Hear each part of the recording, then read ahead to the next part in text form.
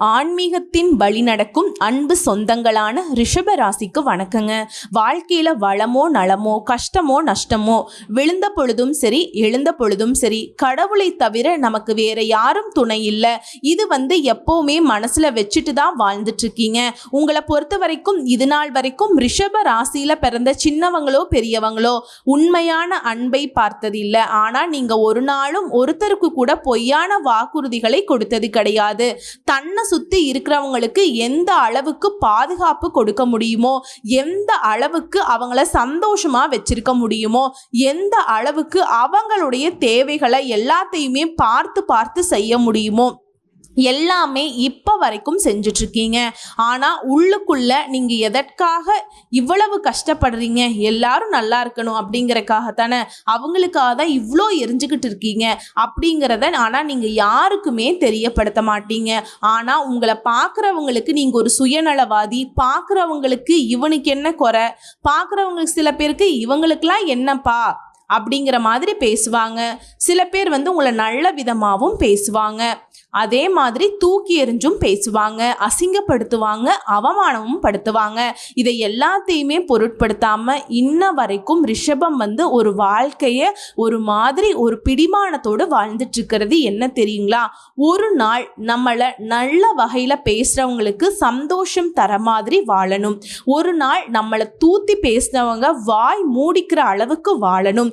அதற்கு கடவுள் வழி கொடுப்பார். அதை நோக்கி நம்ம நல்ல வகையில வாழ்க்கையை எவ்வளவு கடினமான சூழ்நிலை ஏற்படுத்தினாலும் பரவாயில்ல, அதை சமாளிப்போன்னு வாழ்ந்துட்டு இருக்கீங்க.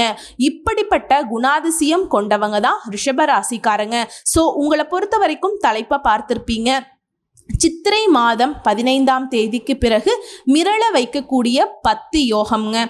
ரிஷபராசிக்காரர்களுக்கு இந்த நாட்களை மட்டும் கரெக்டாக பயன்படுத்திக்கிட்டீங்க அப்படின்னாக்கா உங்களுக்கு வெற்றி தாங்க. அதாவது தமிழ் புத்தாண்டுல முதல் மாதம் சித்திரை மாதம் சிறப்பாக நமக்கு இந்த வருஷத்தை தொடங்கி வச்சிருக்குங்க. சிரமத்தை கொடுக்க போகுதா அப்படிங்கிறத பார்க்கலாம். ரிஷப ராசிக்காரர்களுக்கு இனி வரக்கூடிய நாட்கள்ல யோகத்தை எப்படி பயன்படுத்தணும், அதே மாதிரி இந்த யோகமான நாட்கள் சில விஷயங்களை எப்படி தவிர்த்து விடணும், இதை எல்லாத்தையும் தெளிவா பார்க்கலாங்க.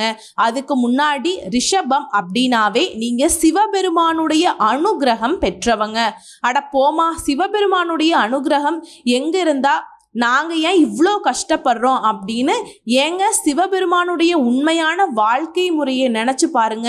எப்பவுமே எளிமையின் கடவுள், கஷ்டங்களும் நஷ்டங்களும் சாதாரணம் அப்படின்னா அவர் கடந்து போகக்கூடியவர் தான். என்ன நடந்தாலும் சரி முதல்ல அமைதி காப்பார், அதுக்கப்புறம் பொறுமை எல்லை மீறப்பதான் ருத்ர தாண்டவமே ஆடுவார். அவருடைய அனுகிரகம் இருக்கிறப்ப கொஞ்சம் சோதனைகள் வரதான செய்யும். அதை சாதனைகளா மாத்துறது உங்களுடைய குணாதிசயம் தானே. ஸோ நீங்க உங்களுடைய வாழ்க்கை முறையை நெறிப்படுத்தணும் அப்படின்னா இவரை அனுதினமும் வழிபாடு செய்யணும். அப்படி பார்க்குறப்ப உங்களுக்கான பலன் சொல்லும்போது உங்களுடைய தெய்வத்தோட வழிபாடு செய்யாம இந்த வீடியோ பதிவை நான் நிறைவு செய்ய முடியாது இல்லையா, தொடங்கவும் முடியாது. அந்த வகையில திங்களை சூடிய நாதனே, கங்கையை நாடிய வேதனே, மங்கை கூடிய பாகனே, அடியவரை புறக்கும் நேசனே, ஆக்கும் போதில் பிரம்மனே, காக்கும் போதில் மாளவனே, நீக்கும் போதில் காலனே, நீக்கமர நிறையோனே, மரப்பேனோ அப்படிங்கிற ஒரு பாடல் இருக்குங்க. அதாவது எதுவுமே நிரந்தரம் இல்லை, எல்லாம் வல்ல சிவபெருமானே கடைசி வரைக்கும் நீயே எனக்கு துணை, இந்த உடலை விட்டு உயிர் போன பிறகும் நான் உன்னையே சரணாகதி அடையணும் அப்படிங்கிறது தான். அதாவது நீங்க நாடுவது சிவத்தை எனில் நீங்க ஒரு கஷ்டம்னா ஓடி போய் அந்த சிவபெருமானோட காலை தான் பிடிப்பீங்க. அப்படின்னாக்க நன்மை வந்தா என்னங்க, தீமை வந்தா என்னங்க, எதை பத்தியும் கவலையே படாதீங்க. எல்லாம் சிவமயம்னு சொல்லிட்டு எல்லாத்தையும் என்னுடைய சிவபெருமான் பார்த்து பாருன்னு விட்டு வேலையை பாருங்க. இப்ப ரிஷபம் யோசிப்பீங்க, விடவா நான் வேலையை பார்க்கவா? கஷ்டத்தை விட்டுருங்க, உங்க வேலையை பாருங்க, அது நன்மையா மாறும். சரிங்க, உங்களுடைய தெய்வத்தை வணங்கியாச்சு. இப்போ இந்த சித்திரை மாதம் 15ஆம் தேதிக்கு பிறகு நடக்கக்கூடிய பலன்களை பார்க்கலாமா? ரிஷபராசி, நீங்க உங்க ஜாதகத்தை என் கையில கொடுக்கல, உங்க பேர் தெரியாது, ஊர் தெரியாது, தெரியாது, என்ன தொழில் பண்றீங்கன்னு தெரியாது, உங்களுடைய பிறந்த நேரம் தெரியாது, பிறந்த இடம் தெரியாது. உங்களுக்கு எப்படி நான் பொது பலன் சொல்ல முடியும் சொல்லுங்களேன்? ரிஷப ராசியில இந்த சித்திரை மாதம் 15ஆம் தேதிக்கு பிறகு எந்தெந்த கிரகங்கள் எங்கெங்க உட்கார்ந்துருக்காங்க, அவங்க இந்த காலகட்டத்தில் எந்த மாதிரி கிரகம் மாற்றம் ஆக போறாங்க, அதை பொறுத்து ரிஷப ராசிகளுக்கு 100க்கு ஒரு 80% பொது பலன்களை அழகா கணிச்சு சொல்ல முடியும். அந்த வகையில ரிஷப ராசி கார்த்திகை நட்சத்திரம் 2ஆம் பாதம், 3ஆம் பாதம், 4ஆம் பாதம், ரோஹிணி நட்சத்திரம், மிருகசீரிஷ நட்சத்திரம் 1ஆம் பாதம், 2ஆம் பாதம், இந்த நட்சத்திரங்களுடைய ஆட்சி ஒட்டுமொத்தமா ரிஷபம் நம்ம கணக்கிடலாம். ஸோ நம்ம சொல்லக்கூடிய பலன்கள் இவங்க எல்லாருக்குமே பொருத்தமாகும். ஸோ உங்களை பொறுத்த வரைக்கும் கிரக நிலையில ராசியில குரு பகவான் ஆரம்பமே அசத்தல்னு சொல்லக்கூடிய அளவுக்கு உங்க ராசியில குரு இருக்கிறது உங்களுக்கு கோடி நன்மைகள் தான். அதே மாதிரி தன வாக்கு குடும்பஸ்தானத்தை பொறுத்த வரைக்கும் செவ்வாய் பகவான், அதாவது ஒரு கைப்பிடி மண்ணு வாங்கினாலும் இந்த செவ்வாய் பகவானுடைய அனுகிரகம் தேவை. அடுத்து பஞ்சமஸ்தானத்தை பொறுத்த வரைக்கும் பாம்பு கிரகமான கேது பகவான், தொழில் ஸ்தானத்தை பொறுத்த வரைக்கும் புத்திக்கு அதிபதி புதன் பகவான், தொழில்காரகன் சனி பகவான். இவங்க 2 பேரும் கூட்டணியில, அதாவது ஆல்ரெடி சனீஸ்வர பகவான் யாரு? தொழில்காரகன் தான். அவர் தொழில் ஸ்தானத்துல இருக்கிறது உங்களுக்கு சிறப்பு தான். அது மாதிரி லாபஸ்தானத்தை பொறுத்த வரைக்கும் பாம்பு கிரகமான ராகு பகவான். என்னம்மா லாபஸ்தானத்துல பாம்பு இருக்காரே அப்படின்னு பயப்படாதீங்க, அவர் கூடவே சுக்கிர பகவான் இருக்காரு. ஒரு அதிர்ஷ்டகரமான வாழ்க்கை வாழ்றதுக்கு இவருடைய அனுகிரகம் தேவை. அவர் வக்ர கதியில இருக்காரு. அதே மாதிரி நவ கிரகங்களுடைய முதல்வன் சொல்லக்கூடிய சூரிய பகவானும் ராகு பகவானும் சூரிய பகவான் வக்ர கதியில சூரிய பகவான் இங்க 3 பேரும் கூட்டணியில லாபஸ்தானத்துல உட்கார்ந்துருக்காங்க. அடுத்ததா ஐன ஜைன போகஸ்தானத்தை பொறுத்த வரைக்கும் சந்திர பகவான் வலம் வரார். ஸோ நவ கிரகங்களும் இப்படி வலம் வரக்கூடிய நிலையில இந்த மாதிரி கிரக மாற்றம் ஆல்ரெடி செவ்வாய் பகவான் தன வாக்கு குடும்பஸ்தானத்திலிருந்து தைரிய வீரிய ஸ்தானத்துக்கு மாறிட்டாருங்க. அதே மாதிரி புதன் பகவான் தொழில் ஸ்தானத்திலிருந்து லாபஸ்தானத்துக்கு மாறிட்டாருங்க. சூரிய பகவான் லாபஸ்தானத்திலிருந்து ஐன ஜைன போகஸ்தானத்துக்கு மாற போறார். அதே மாதிரி பாம்பு கிரகங்களான ராகுவும் கேதுவும் ஃபர்ஸ்ட் ராகு பகவான் லாபஸ்தானத்திலிருந்து தொழில் ஸ்தானத்துக்கும், கேது பகவான் பஞ்சமஸ்தானத்திலிருந்து சுகஸ்தானத்துக்கும் மாறுறாங்க. அடுத்ததா புதன் பகவான் லாபஸ்தானத்துல இருந்து ஐன ஜைன போகஸ்தானத்துக்கு மாற போறார். சோ கிரக நிலை கிரக மாற்றம் இப்படி இருக்கக்கூடிய நிலையில எல்லார்கிட்டையும் பொறுமையா, எல்லார்கிட்டையும் இனிமையா, எல்லாரையுமே கவரக்கூடிய தோற்றத்தையும் கவரக்கூடிய கனிவான பேச்சும் தெளிவான சிந்தனையும் எல்லாருமே இவங்க இருந்தா போதும்பா அப்படின்னு நினைக்கக்கூடிய அளவுக்கு ஒரு மாதிரி எல்லாரையும் கவர்ந்து இருக்கக்கூடிய ரிஷபராசிக்காரங்களே, உங்களுக்கு தரக்கூடிய 10 யோகம் என்னங்க? லிஸ்ட் போட்ட மாதிரி முதல்ல பார்த்துடலாம். கோச்சார ரீதியா பார்க்குறப்ப பல கிரகங்கள் உங்களுக்கு சாதகமா இருக்கிறதுனால ரிஷபராசிக்காரங்களே முதல் விஷயம், முதல் யோகம், பெரிய பாதிப்புகள் இனிமே இருக்காதுங்க. 2வது விஷயம், மிதமான நட்பலன்களை தரக்கூடியது இந்த காலகட்டம். உங்களுக்கு நடக்கிறது எல்லாமே நல்லதாவே நடக்கும். கெட்டது ஏதாவது இருந்தாலும் அது நல்லதாவே மாறும். 3வது தொழில வளர்ச்சி இருக்கும். வேலை திருமணம் பத்தி இனி நீங்க கவலைப்படவே வேண்டாங்க. வேலை இல்லாதவர்களுக்கு நல்ல வேலை கிடைக்கும். திருமண யோகம் கைகூடி வரும். அடுத்ததா 4வது விஷயம், போன காலகட்டத்தில் கஷ்டம் இருந்தாலும் சரி, இந்த காலகட்டம் அற்புதமாக இருக்கும். தொழில் ரீதியாக வேலை சம்மந்தப்பட்ட விஷயங்களில் நல்ல வளர்ச்சி காண போகிறீங்க. அடுத்ததா 5வது விஷயம், எல்லா விதங்கள்லையுமே புதிய அதிர்ஷ்ட வாய்ப்புகளை பெற போகிறீங்க. 6வது விஷயம், அலைச்சல் விலகுது, அசௌகரியம் விலகுது. அதே மாதிரி குடும்பத்தாருடைய தேவைகள் எல்லாமே பூர்த்தி செய்யக்கூடிய அளவுக்கு இந்த காலகட்டத்தில் பண வரவு பல வழிகளில் இருக்கும். அடுத்தது 7வது விஷயம், காதல் மற்றும் குடும்ப வாழ்க்கையில மகிழ்ச்சி அதிகரிக்க போகுது. 8வது விஷயம், பொருளாதாரத்துல வளர்ச்சி, நல்ல நட்பு, நண்பர்களுடைய ஆதரவு, உறவுக்காரர்கள் மத்தியில செல்வாக்கு கைகூடி வரப்போகுது. அடுத்தது 9வது விஷயங்க, வீட்டில் சுபகாரியங்கள் நடக்கும். உங்களுக்கு ரொம்ப பிடிச்சமான பொருட்களை வாங்கி மகிழ்ச்சி அடைய போறீங்க. பெரிய வளர்ச்சி நிதி நிலையில இந்த காலகட்டத்தில் ரொம்ப சூப்பராக இருக்குங்க.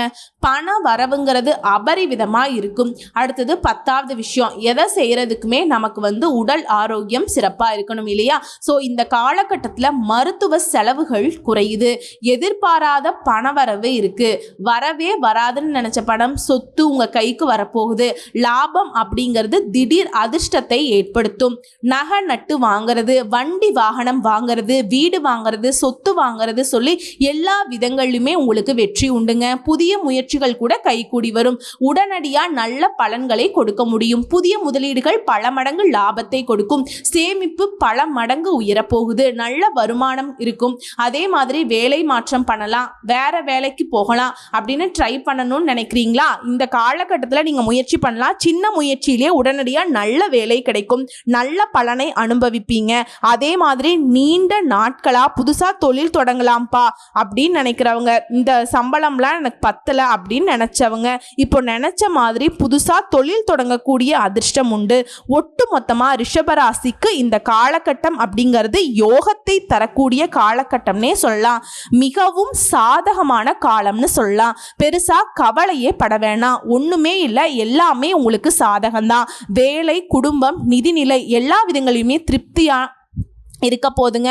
எதிர்பாராத அளவுக்கு வளர்ச்சியை தரக்கூடிய அற்புதமான காலம். ஆடம்பர செலவுகள் மட்டும் கொஞ்சம் கவனம் வச்சுக்கோங்க. நல்ல யோகமான காலம் அப்படிங்கிறதுனால திட்டமிட்டு முன்னேற்ற பாதையில் பயணம் பண்ணிட்டீங்க அப்படின்னா எதிர்பார்ப்புகள், லட்சியங்கள் எல்லாமே இந்த காலகட்டத்தில் உங்களால் நிறைவேற்றி கொள்ள முடியும். ஸோ இப்போ வரைக்கும் பார்த்தது இந்த சித்திரை மாதம் 15ஆம் தேதிக்கு பிறகு உங்களுக்கு தரக்கூடிய 10 யோகங்களை லிஸ்ட் போட்ட மாதிரி நம்ம பார்த்தாச்சு. இன்னும் சிறப்பான ஒரு சில விஷயங்களை பார்த்தரலாங்க. ரிஷபத்திற்கு சமூக காரியங்களில் தலையிட்டு திறம்பட பணியாற்றி நல்ல பேரை பெற போறீங்க. அரசு சார்ந்த மற்றும் தனியார் வங்கிகளில் உதவி கிடைக்கும். வீடு வாங்குவீங்க, மனை வாங்குவீங்க. வசதி வாய்ப்புகளில் மாறுதல் செஞ்சுக்க போறீங்க. அதே மாதிரி ரிஷபராசிகளுக்கு திருமணம் ஆகிட்டு ரொம்ப நாளா குழந்தை பாக்கியத்துக்காக ஏங்கிட்டு இருக்கோம், கனவு கண்டுட்டு இருக்கோம் அப்படின்னாக்கா இந்த காலகட்டத்தில் புத்திர பேரு கிடைக்கிறதுக்கு வாய்ப்பு இருக்குங்க. அதே மாதிரி திருமணமான தம்பதிகளுக்கிடையே ஏதாவது சண்டை சச்சரவுகள், ஒரு மாதிரி கசப்பான வாழ்க்கை வாழ்ந்துட்டு இருந்தா இப்போ அது ஒற்றுமை அதிகமாக போதுங்க. அந்யோன்யம் பிறக்குது. ஒருத்தருக்கு ஒருத்தர் விட்டு கொடுத்து அனுசரணையாக நடந்துக்க போறீங்க. அதே மாதிரி உத்தியோக பணிகளை பொறுத்த வரைக்கும் உங்களுடைய செயல்பாடுகளில் மேல் அதிகாரிகள் கிட்டையும் அவங்க பார்வை உங்ககிட்டையும் இருந்துகிட்டே தான் இருக்கும். அதனால் உங்களுக்கு பாராட்டுகள் கண்டிப்பாக கிடைக்குங்க. உங்களை அப்சர்வ் பண்ணிக்கிட்டே தான் இருப்பாங்க. ஸோ கவலைப்பட வேண்டாம், அவங்க பார்த்துட்ருக்காங்களே அப்படிங்கிறது. நிச்சயமாக உங்களுக்கு அவங்ககிட்ட நல்ல பேர் தான் கிடைக்கும். ஊழியர்களுடைய எதிர்பாராத உதவிகளும் உங்கள் மனசை மகிழ்ச்சி கொள்ள செய்யும். கூட வேலை பார்க்குறாங்க, அவங்க ஆதரவாக இருப்பாங்க. சொந்தமாக தொழில் செய்கிறீங்க, வியாபாரம் பார்க்குறீங்க, ஆண்களோ பெண்களோ பொருட்கள் குத்தகை முறையில் வியாபாரம் செய்கிறவங்க அதிக லாபம் பார்ப்பீங்க. அதே மாதிரி மின்சாரம், கட்டுமான பொருள் விற்பனையில் இருக்கவங்களுக்கு வளம் பெறக்கூடிய காலகட்டம். தொழிலில் ஏற்படுத்த நிலுவை கடன்களை அடைப்பதற்கான வாய்ப்புகள் ஏற்படும். தொழிலுக்கு புதுசாக சொத்து வாங்கக்கூடிய யோகமும் இருக்கு. ஸோ திரும்பவும் சொல்றேங்க, ரிஷபராசிக்காரங்களே, இந்த காலகட்டம் அப்படிங்கிறது உங்களுக்கு சிறப்பான காலகட்டம். குறிப்பாக பண வரவுக்கு பங்கமில்லாத காலகட்டம்னே சொல்லி முடிக்கலாம். வெளி வட்டாரத்தில் மதிப்பு மரியாதை அதிகமாகும். அரசாங்க வகையில் எதிர்பார்த்த காரியங்கள் அனுகூலமாக முடியும். தந்தை வழி உறவுகளால் ஆதாயம் உண்டாகும். பண வரவுங்கிறது உயர்வா இருக்கிறதுனால குடும்பத்துல மகிழ்ச்சி இருக்கும், உற்சாகத்துக்கும் குறைவிருக்காது. அதே மாதிரி வாழ்க்கையை பொறுத்த வரைக்கும் கணவன் மனைவிக்கிடையே அந்யோன்யம் அதிகமாகும். அதே மாதிரி உறவுக்காரருடைய வருகையும் அதனால உங்களுக்கு மகிழ்ச்சியும் உண்டாகும். உறவுக்காரங்கிட்ட நீங்க எதிர்பார்த்த காரியங்கள் அனுகூலமாக முடியும். வீடு வாங்குறது, மனை வாங்குறது, அது சம்பந்தப்பட்ட முயற்சிகள்ல இப்ப கொஞ்சம் யோசிச்சுக்கோங்க, அப்புறம் பின்னாடி பார்த்துக்கலாங்க. அதே மாதிரி புதிய முயற்சிகளில் வெற்றி கிடைக்கும். சொத்து வாங்குற விஷயத்தில் மட்டும் கொஞ்சம் எச்சரிக்கை அவசியம். ஏன்னா செவ்வாய் பகவானுடைய நிலை அப்படிங்கிறது உங்களுக்கு கொஞ்சம் சாதகமாக இல்லை. அதே மாதிரி எதிரிகளுடைய தொல்லை இப்போ இல்லாமல் போகும். அவங்களுடைய மறைமுக ஆதாயம் கிடைக்கும். அவங்க உங்களுக்கு கெட்டது பண்ணணும்னு வருவாங்க, ஆனால் அவங்க செய்யக்கூடிய விஷயங்கள் உங்களுக்கு சாதகமாக முடிஞ்சிருங்க. அதில் முக்கிய முடிவுகள் துணிச்சலாக எடுக்க போகிறீங்க. உங்களுடைய முயற்சிகளுக்கு மனைவி மகள் மகன் எல்லாருமே குடும்பமே பக்கபலமாக இருப்பாங்க. குறிப்பாக எதிர்பாலினம் உங்களுக்கு உதவிகரமாக இருக்குங்க. அதாவது ரிஷபராசி பெண்களுக்கு கணவராலையும் ரிஷபராசி ஆண்களுக்கு மனைவியாலையும் பலம் கூடும். அதே மாதிரி சாதகமான நேரத்தில் ஒரு சில விஷயங்களை நம்ம செய்யக்கூடாது. அந்த வகையில் ரிஷபராசி விலை உயர்ந்த நகையோ பொருளோ இரவல் வாங்கக்கூடாதுங்க, கொடுக்கவும் கூடாது. ஏதாவது ஒரு பிரச்சனை வர்றதுக்கு வாய்ப்பு இருக்கு. அதே மாதிரி வீட்டில் பொருட்களுக்கு ரொம்ப வாங்கி சேர்க்காதீங்க, அளவு போல இருக்கட்டும். ரொம்ப ஆடம்பரமாக செலவு பண்ணாதீங்க. இந்த காலகட்டத்தில் சேர்த்து வச்சுக்கோங்க. ஆரோக்கியத்தை பொறுத்த வரைக்கும் ஒரு குறையும் இல்லை. அதே மாதிரி அலுவலக பணிகளை பொறுத்த வரைக்கும் நல்ல முன்னேற்றம் இருக்கும். சூழ்நிலை உங்களுக்கு சாதகமாக இருக்கும்.